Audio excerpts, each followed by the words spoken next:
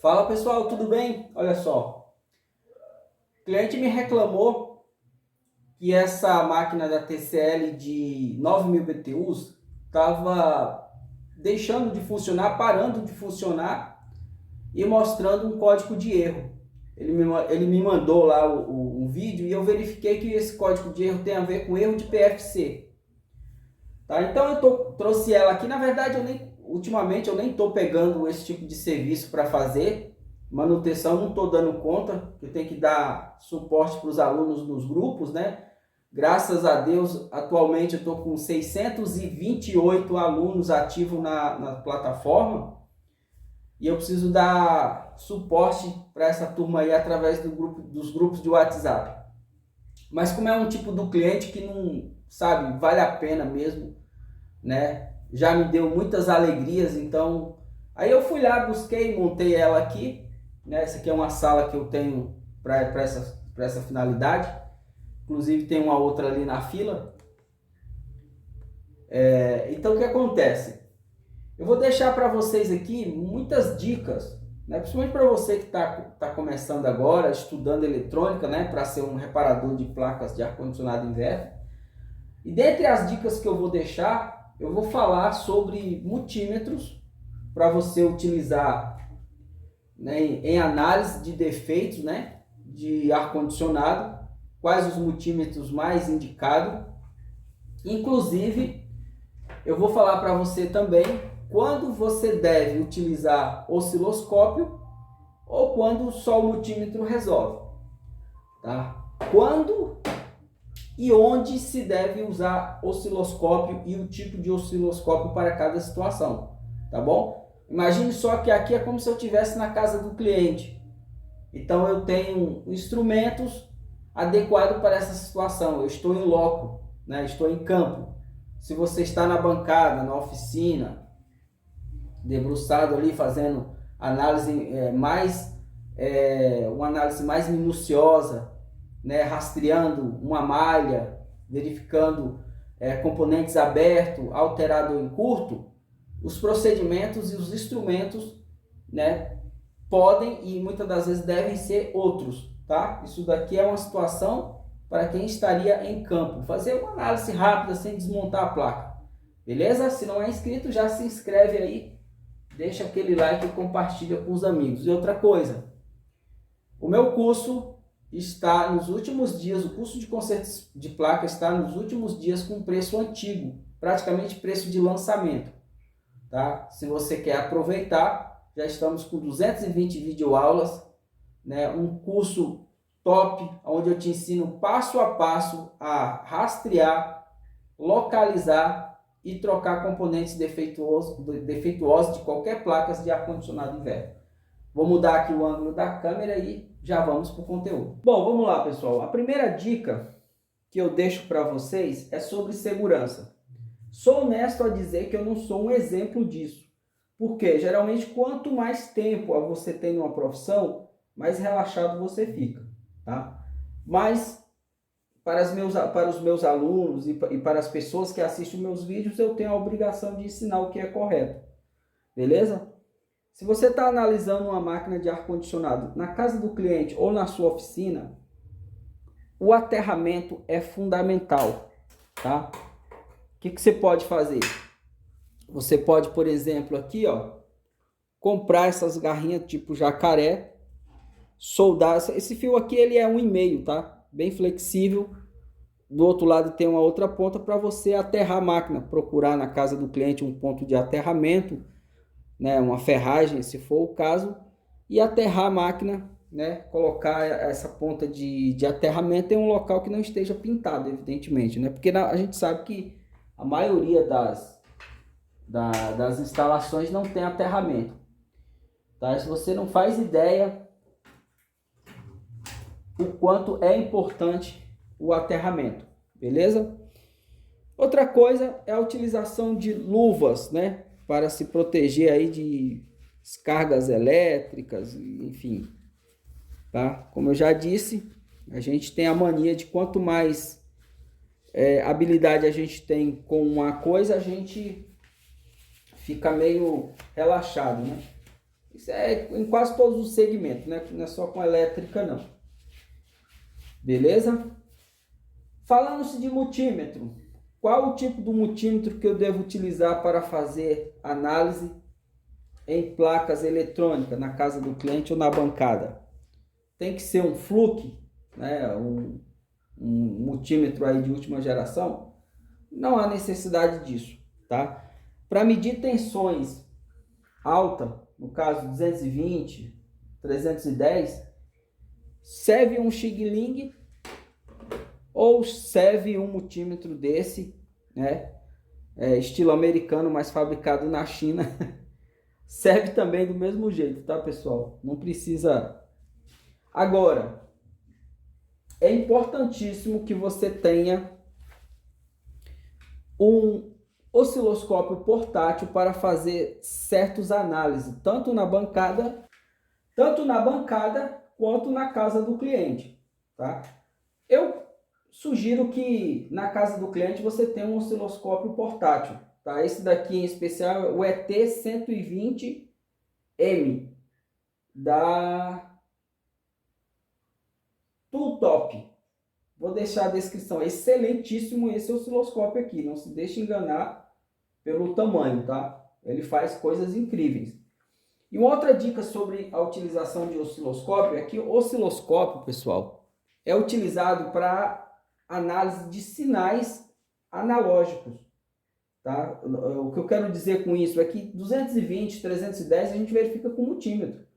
O osciloscópio é somente para você utilizar na fonte baixa, 3,3 volts, ou que seja, ou 1,8, 3,3, 5, 12, 15 volts, tá bom?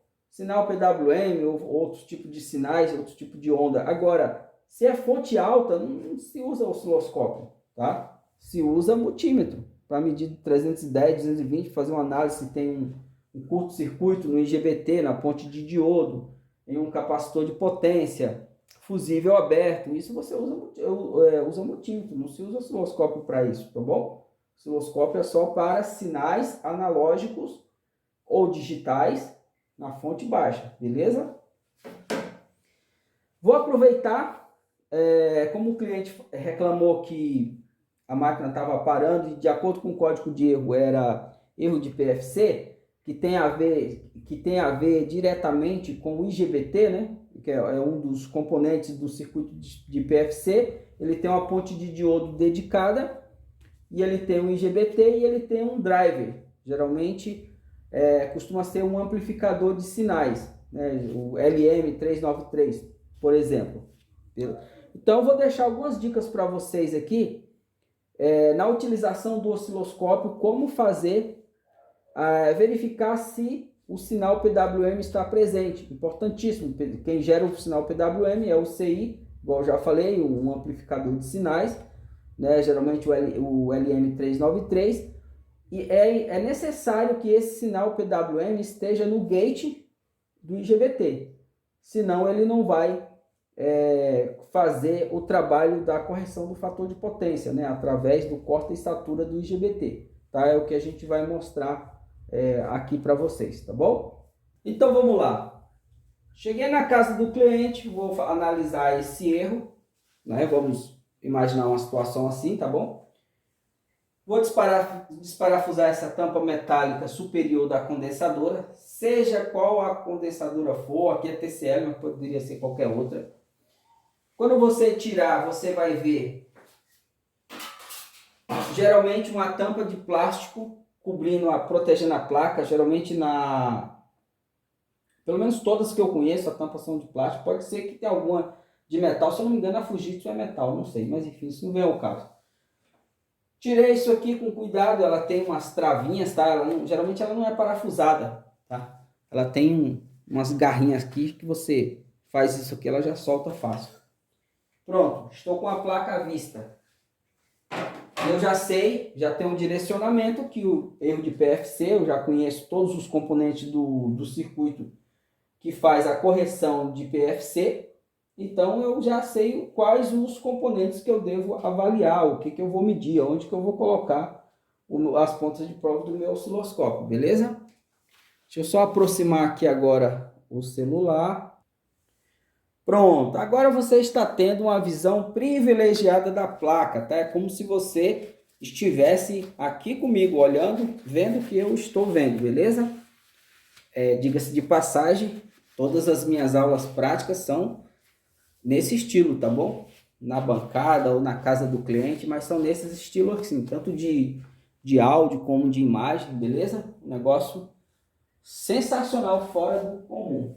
Eu já sei, como eu já disse, né? Eu já conheço os componentes que faz parte do circuito PFC. A única coisa que eu preciso saber aqui é quais os terminais do IGBT que ele está logo aqui, ó.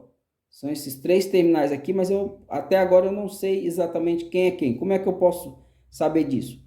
O IGBT ele tem o coletor, que recebe uma tensão alta, tá? 310, que vem de uma ponte de diodo dedicada só para ele.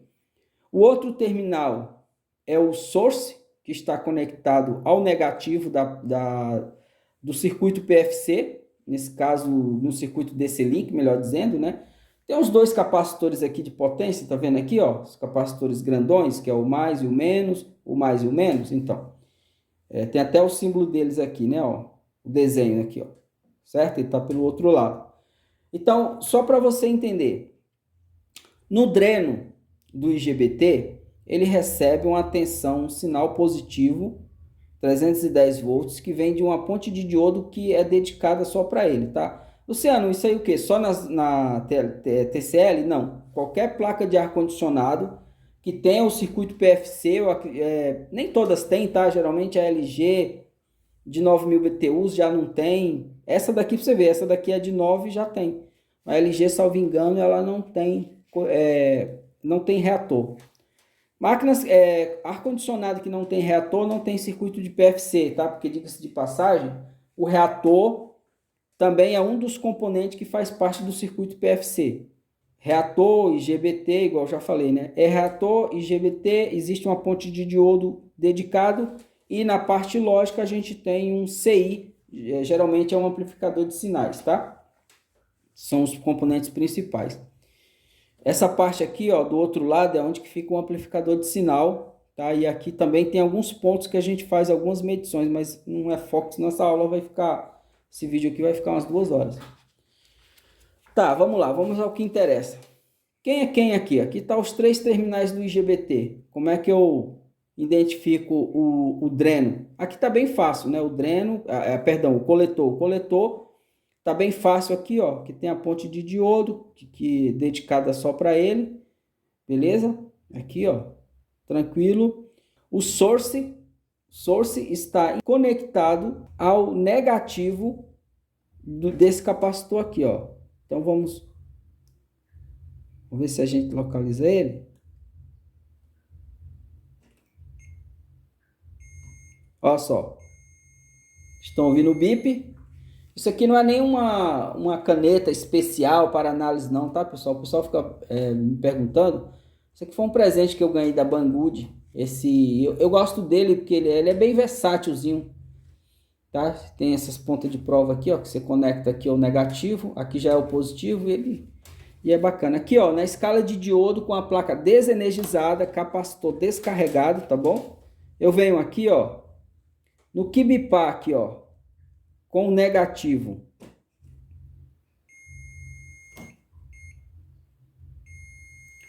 Bipou, então eu já sei que esse aqui é o source. Está interligado ao negativo do banco de capacitor. O positivo, ele dá para ver aqui claramente pela trilha que está vindo do diodo. Beleza? Se eu identifiquei o coletor, que é o positivo, e o source, que vai ao negativo, quem restou? O gate, né? E esse gate, ele está interligado indiretamente ao PWM gerado pelo amplificador de sinais aqui, ó, tá? O amplificador, o driver, cada placa pode ter um CI específico, diferente, tá? Mas só entenda a lógica do funcionamento. Entra uma fase positiva, a outra vai para o negativo e o outro terminal é o gate, onde recebe o sinal PWM. Se por acaso tiver algum problema nessa parte lógica, nesse CI, gerador do PWM, e não estiver mandando esse sinal para cá, para o gate, ele não vai cortar e saturar, ele não vai fazer o trabalho de correção, tá? Então, daí já é um motivo para reportar o erro de PFC, que é o corretor de fator de potência, tá? Então, vamos, para esse vídeo não ficar muito longo, já ficou, né? Vou estar ligando a máquina, vou ampliar mais a imagem para vocês verem aqui aonde que a gente vai fazer essa medição, tá bom? E uma outra dica que eu já estava esquecendo, quando você estiver trabalhando com uma placa energizada, seja na oficina ou na casa do cliente, para evitar, de repente, de cair uma chave de fenda aqui, fechar um curto, te dar um prejuízo maior ainda, o que eu costumo fazer? Ó? Eu pego aqui um pedaço de compensado, ou qualquer material que seja isolante, aí eu vou fazer isso aqui, ó. Por quê? Porque eu só preciso trabalhar aqui, né? Só preciso trabalhar aqui.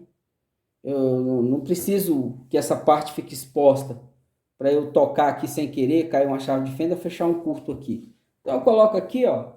Vou pegar o osciloscópio, apoiar aqui, né? De boa, vou dar um jeito dele ficar aí. Ah, tá. Ele tem um suportezinho aqui. Olha que legal. Tá? Pra gente avaliar isso aqui. Tá? Vou posicionar primeiro. A máquina está desenergizada por enquanto, tá, pessoal? Eu vou posicionar aqui, vou conectar primeiro aqui, depois eu falo onde que eu tô conectando aqui, ó. Tá? Na placa aqui. Depois eu amplio a imagem.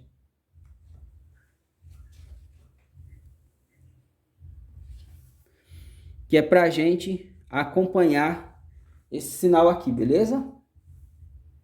Deixa eu ligar lá, vou lá em cima ligar o disjuntor. Quando eu ligar o disjuntor, aí vocês já vão ver aqui o que vai acontecer, tá? Quando eu ligar o disjuntor. Vou lá em cima agora, calma aí. Talvez apareça um sinal nada a ver, porque às vezes precisa fazer ajuste, né?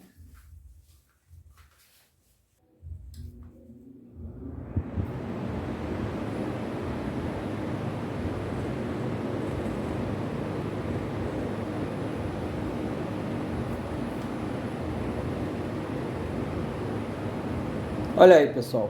Olha o sinal sendo gerado aí. Perceberam? Perceberam que quando eu liguei o disjuntor, nada aconteceu. Quando eu liguei a evaporadora, nada aconteceu. Mas quando o compressor partiu, aí sim já mostrou aí o sinal PWM, tá? Esse sinal PWM, como eu já falei, ele está ligado diretamente no gate do IGBT, né? Perceba que aqui, ó, deixa eu só fazer um ajuste aqui. Talvez essa informação muitos não vão entender, mas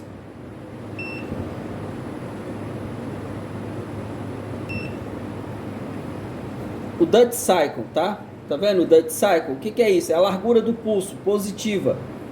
Perceba que tem momentos que o pulso ele fica bem largo. Ele fica, ó, ele vai até quase 90%. Tem que ser rápido para ver isso aqui, ó. Deixa eu só ampliar mais aqui. Aí, ó, perceba que o pulso, ó, ele tá largo. Tá vendo? Significa o quê? Que o IGBT ele fica saturado muito mais tempo. Depois, ó, perceba que acontece o inverso, ó. A largura do pulso vai diminuindo, tá vendo? Por quê? Conforme a necessidade de corrigir esse fator de potência, o IGBT ele precisa ficar conduzindo, né, em nível lógico alto. E quando não precisa, ele fica mais tempo em nível lógico baixo. Isso daí é a largura do pulso que faz no gate. Fica saturado como se fosse uma chave fechada, mais tempo. Tem hora que ele fica menos tempo saturado, mais tempo desligado do que ligado, tá? Isso tem a ver com o PWM, largura de pulso. Tecnicamente falando, seria o duty cycle, né? Percebe, ó, que ele abre, daqui a pouco ele fecha. Então, quanto mais largo ele fica, mais o IGBT fica saturado, fica em nível alto, né? Fica conduzindo conforme a necessidade, tá? Isso daí é todo o circuito que faz o monitoramento da correção do fator de potência. Dentro do meu curso tem um módulo onde eu explico detalhadamente, se eu não me engano, são quase 2 horas de aula, onde eu explico sobre o circuito de PFC, com riqueza de detalhes, tá bom? E qual a finalidade disso, Luciano? O que eu posso aproveitar daqui, disso daí que você está mostrando, na prática? Digamos que está com erro de PFC, legal. Partiu o compressor, não tem sinal aqui, o que significa que o circuito lógico está inoperante. Ah, então é só trocar o CI, gerador de PWM, né? Nesse caso aqui, o amplificador operacional? Talvez sim, mas talvez a trilha que leva esse sinal PWM lá para o gate esteja rompida, a oxidação, por exemplo, né? Nessa malha, em volta desse CI, tem vários componentes, capacitores, pode ser que tenha um capacitor com fuga, pode ser que ele está em curto, né? Pode acontecer também ter um resistor alterado. Então, não quer dizer que é o componente, que é o CI, amplificador de sinais, que gera o sinal PWM, que está com problema. Pode ser que não. Pode ser que é algum componente dessa malha que está com defeito. E aí, como é que eu faço para localizar esse componente defeituoso, Luciano? Para saber se ele está aberto, alterado ou em curto? Existem técnicas que a gente ensina com riqueza de detalhes dentro do treinamento. Obviamente, se eu fosse passar isso aqui, esse vídeo demoraria umas 10 horas, tá? Mas quem tem interesse de fazer análise, entender o que está vendo, aonde conectar, quais são os circuitos responsáveis por zero cross, PFC, erro de IPM, né, compressor fora de controle, erro de comunicação, enfim, curto na fonte alta, erro de fonte chaveada, né? Os circuitos da fonte chaveada, circuito snubber, circuito de feedback. Então tudo isso tem uma aula, tem um módulo, na verdade, né, para cada assunto desses, né, dentro da plataforma, beleza? Então é isso aí, pessoal. Só para vocês verem a vantagem do osciloscópio. Imagine você, se eu tivesse medindo isso aqui com um multímetro, o que será que eu ia ver? Vamos ver? Olha só. Estou pegando aqui do negativo do capacitor mais próximo, tá bom? E no gate, ó. Você vê uma tensão fixa praticamente.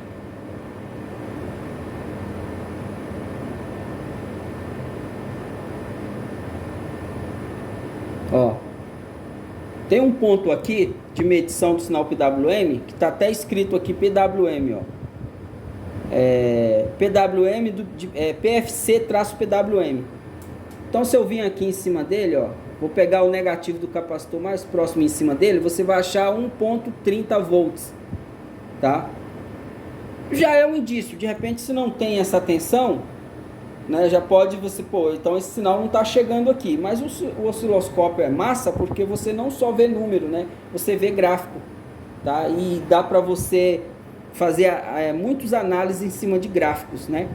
Que, diga-se de passagem, eu não posso deixar de mencionar e dar os parabéns à engenharia que desenvolveu essa placa, porque ela tem aqui, ó, várias informações na serigrafia, que indicando pontos, né, onde você pode inserir osciloscópio, instrumento de medição.